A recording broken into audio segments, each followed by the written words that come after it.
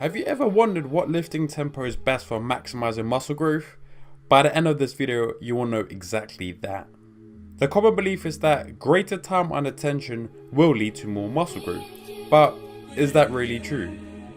Knowing that a greater hypertrophy stimulus occurs when the muscle is being exposed to the load for prolonged periods of time, greater time under tension might actually be more effective. Slow reps will lead to greater time under tension than fast reps. However, effort and fatigue levels will be a lot greater with slower bar speeds, and therefore the amount of weight lifted will be less.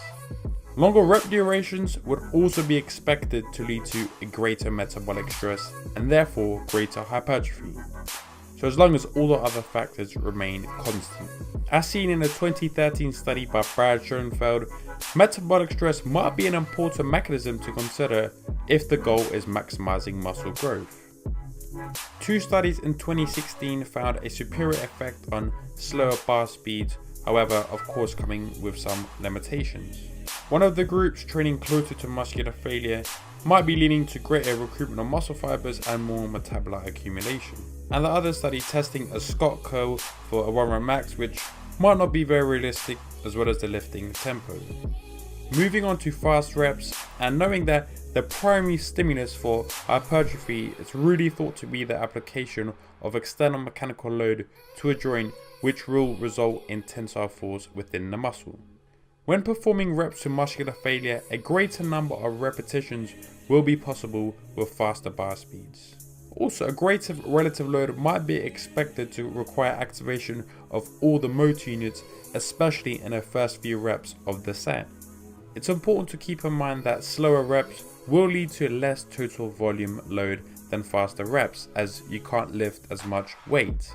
Lifting with excessively slow tempos, especially on the eccentric portion of the lift, might lead to excessive muscle damage and could therefore impact performance. There was also a meta-analysis done in 2015 by Brad Schoenfeld and colleagues, which found similar outcomes for hypertrophy and a rep durations of 0.5 to 8 seconds.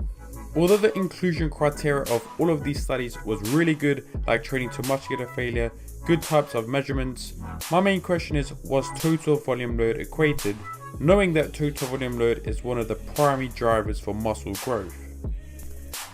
The problem that no one really talks about when it comes to comparing different lifting tempos is that the weight lifted between the two conditions will be different.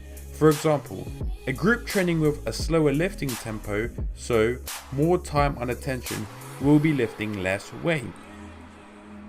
So to summarize all of this jargon, more time under tension will mean you'll be lifting less weight, so absolute load, whereas the opposite is for less time under tension will allow you to lift a lot more heavier weight, so more absolute load. So my main recommendation for you is concentrate on the big picture, like your total volume load, training maybe 1 to 3 reps from failure, maybe training to failure sometimes, progressively lifting more weight over a period of time in a calorie surplus. If you liked the video, please leave a comment down below if you think that most people overcomplicate these small little things, but you love it. And also, there are more videos down in the description down below, and also the references.